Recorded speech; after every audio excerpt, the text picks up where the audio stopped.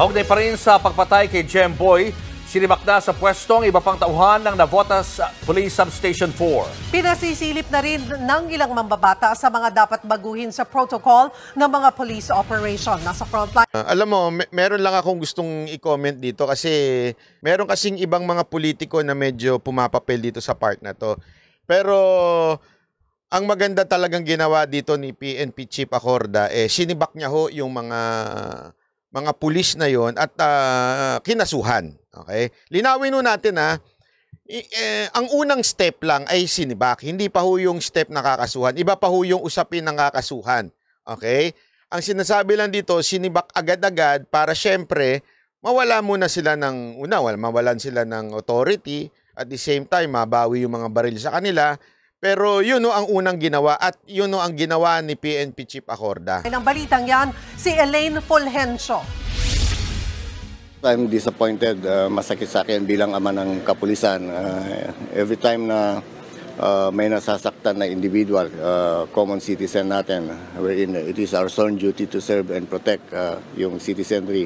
Tapos na-involve mismo yung ating kapulisan. Hindi lang publiko, kundi maging si PNP Chief General Benjamin Acorda Jr. ay dismayado rin daw sa kapalpakan ng mga pulis na bumaril at pumatay sa binatilyong si Jemboy Baltazar sa Navotas. Kagabi nga bumisita ang PNP Chief sa burol ni Jemboy. Bukod sa pakikiramay, nangako rin siya ng hustisya sa mga kaanak ng biktima. Kung si Senador at dating PNP Chief... Alam mo, maganda kasi dito, nirereklamo ng family ni Jemboy na bakit daw pinakawalan. Hindi ho. Inassure mismo ng ating PNP Chief. Una-una sinibak pero alam ko nakakulong yung mga salarin ng mga pulis. At yun sinamahan pa nga nung district na nakakasakop, yung pinakapinuno nila, sinamahan sa presinto para ipakita yung mga pulis na mga palpak. Okay? Yun po, sa akin lang, paulit-ulit ko sinasabi sa inyo to, may mga palpak talagang pulis. Meron, no? Wag ho dating tanggalin yan. Ang importante naman po, ginagawa naman po ng PNP Chief ang kanyang sinumpaang tungkulin na sisiguraduhin na yung mga palpak ay mananagot. At siya nga mismong personal. At yung kanyang pagpunta, yung sincerity ng kanyang pagpunta doon, hindi, alam mo yun yung hindi namumulitika.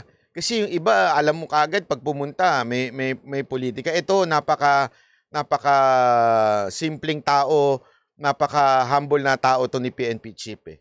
Nakikita nyo naman sa kanyang aura. Bato de la Rosa naman ang tatanungin, oras ng pag-aralan ang standard operating procedure sa mga police operation.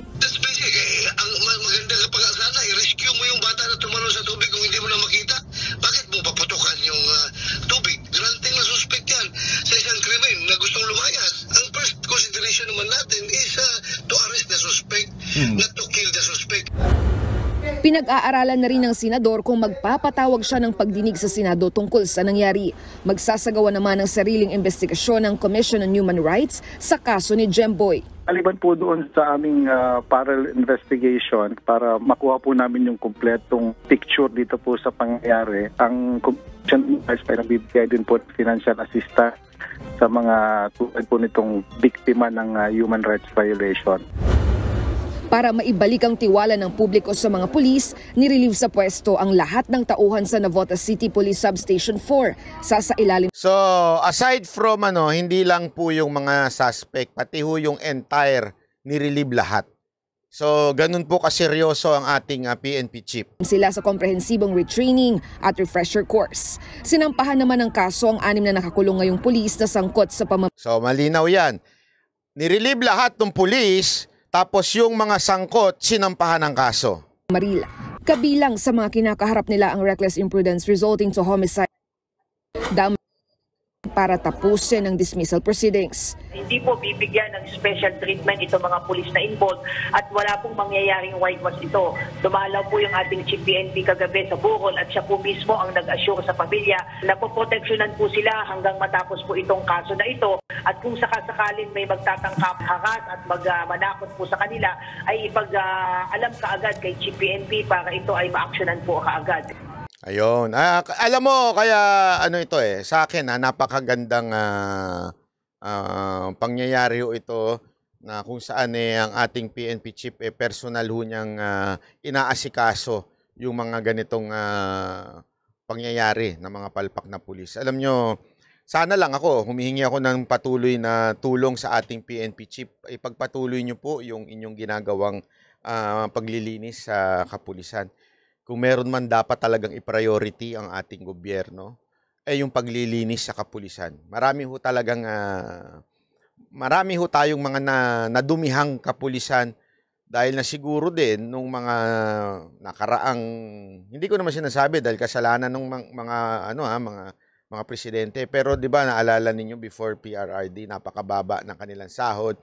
At the same time mababa na nga ang sahod nila, grabe pa ho ang minsan pananagutan nila. Ngayon nung tinaas ni Pangulong Duterte ang mga sahod ng kapulisan, mga sundalo, mga uniform personnel, gumanda.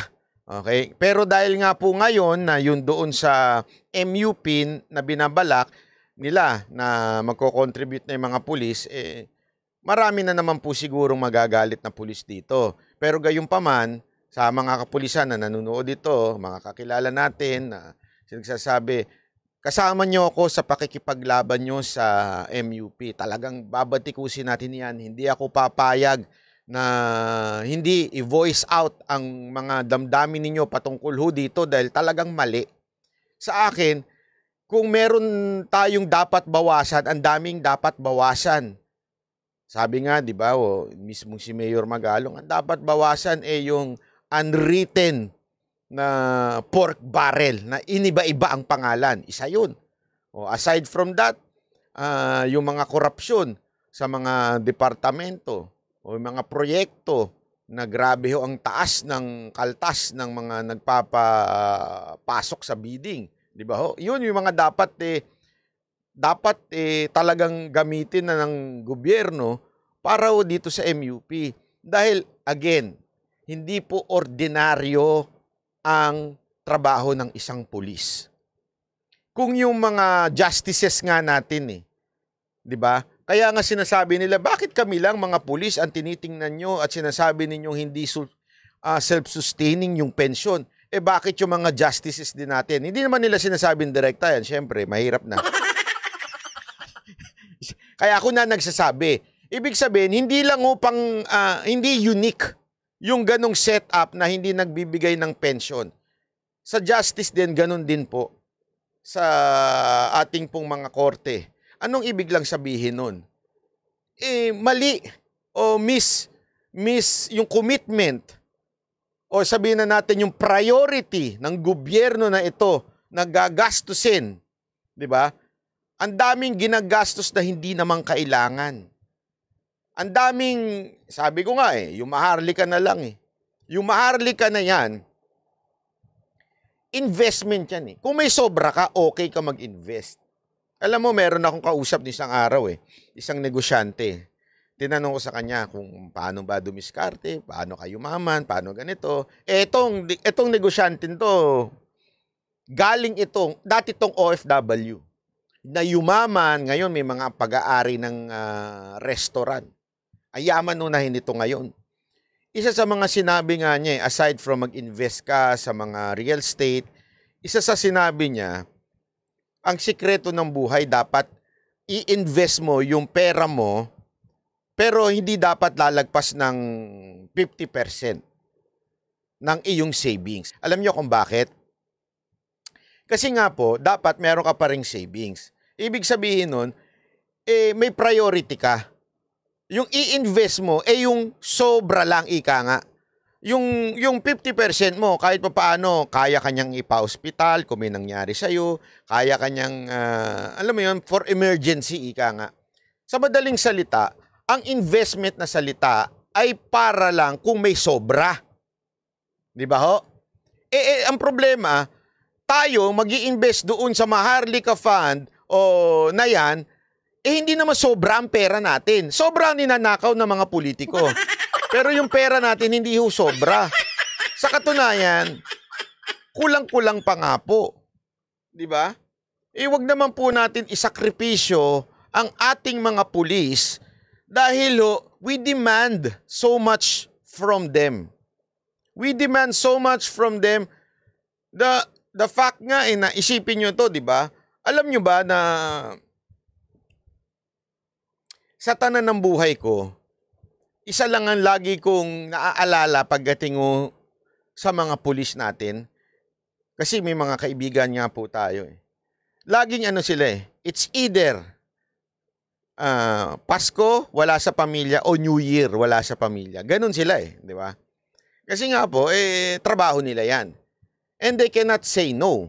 At the same time, sabi ko nga sa mga to eh, kaya nga di ba nachichismis minsan itong mga pulis matutulis daw. Kasi sa bawat kanilang pinagdedestinis, yung kanilang destinasyon o yung kanilang destino, may mga asawa daw. O jowa. Hindi ko masasabi lahat. Pero gayon pa man, kasi nga po, wala silang pag sinabi ng napolitika sila, ayaw sa kanila nung kanilang chief. Di ba? Ilalakad, ilipat to sa iba. Ayayari ka, di ba? Tama naman, di ba? Wala silang reklamo. Hindi pwede. Ganun kahirap ang maging isang pulis. So, sana lang po, mapag-isip-isipan ng ating gobyerno uli na wag na natin pakialaman yung pensyon. Ngayon, so far, parang tumahimik eh. Hindi ko alam kung yan ba'y pagtanggap na hindi na natin ipupush yan at tatahimik na lang para hindi naman pangit tingnan o ipupush pa rin nila. Di ba?